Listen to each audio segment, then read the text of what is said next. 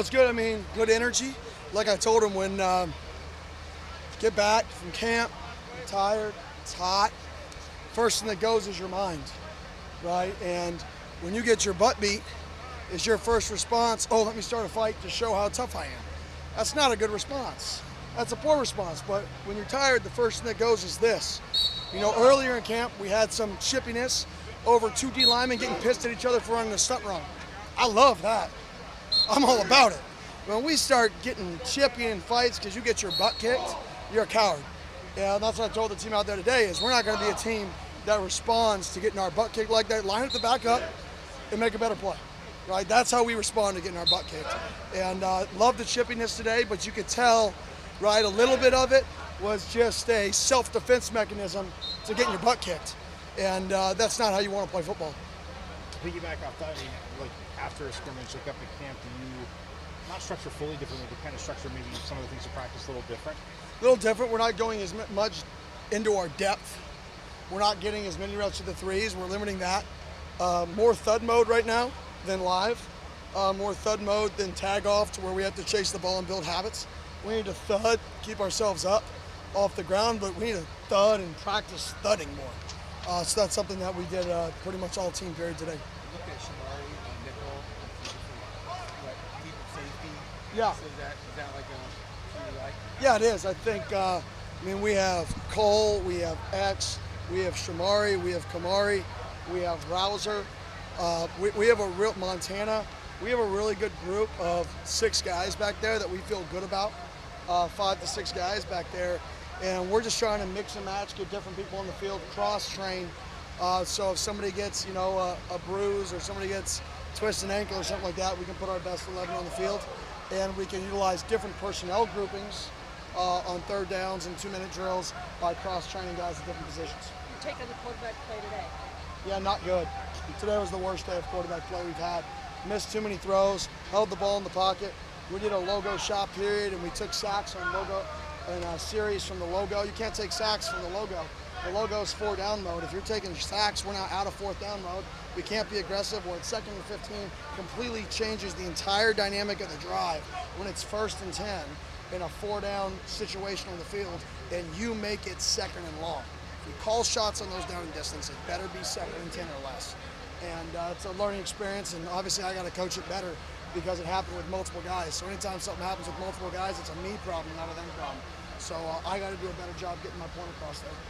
What about you watching the scrimmage? What do you think about it? Yeah, I mean, it was explosive for both teams. Defense for the first 10 drives. 3 of those being with the 2nd unit got takeaways, okay? And then the Maroon versus Maroon squad, you know, 1 fumble on the first drive, and then they were explosive play, drove the field pretty consistently on defense, and then the defense responded after those first 10 drives. So it was back and forth. It was explosive. That's the best way I would describe it, is explosive plays on offense, explosive plays on defense. And we got to be able to get off the field on 3rd downs on defense, and that's why we stressed 2nd downs into 3rd downs today in practice, and our Maroon defense rose up, and they went, I think it was 5 for 6 today on transitional 3rd downs with live tempo. And that's a huge progress from the scrimmage, because in the scrimmage they struggled with those 3rd downs getting off the field. When you're looking at a position battle, how do you keep your eye on the big picture while also simultaneously evaluating them each and every day to kind of see the full picture? I think it depends on the position. I think when you're doing position battles with the 3rd O tackle and the 3rd guard and the 2nd center and the 4th safety / nickel, or the top 10, top 8 D linemen, they're all starters. They're all going to roll and play. So that it's just who takes the field first. I mean, whatever, is that an ego thing maybe for them potentially, but it doesn't really matter, right? Same thing with some wideouts. When you're talking position battles at quarterback, only one dude takes the field, right? Running back's the same play in that boat. Tight end, usually there's one guy on the field at tight end, and usually that guy's pretty consistent unless he gets tired. He's on the field the majority of the time. Said center earlier, but center would fit that category. Usually you don't move centers around, right? So there's certain, but linebacker usually doesn't sub quite as much. Corners usually don't sub quite as much. So those position battles you look at, are they productive? And do you trust that they're not going to make critical mistakes? Can you live with that guy getting a fade ball caught on him? What I can't live with is somebody playing the wrong coverage when the game on line. I can live if somebody gets out athleted. Can't live if they're not in the right spot. And I think that's what you really look for, and what separates you is, one, who are the best players, and two, who do you trust? And trust shows up in the classroom, it shows up in the meeting rooms, it shows up on the field, it shows up everywhere. Who do you trust with your football team being on an island at corner? Tight end position, totally new personnel. How's that doing? I mean, I think it's pretty good, to be honest. I've been pleasantly surprised with those three guys that we've brought in. Shimon, obviously, just now joining us, has been a huge get for us as a football team.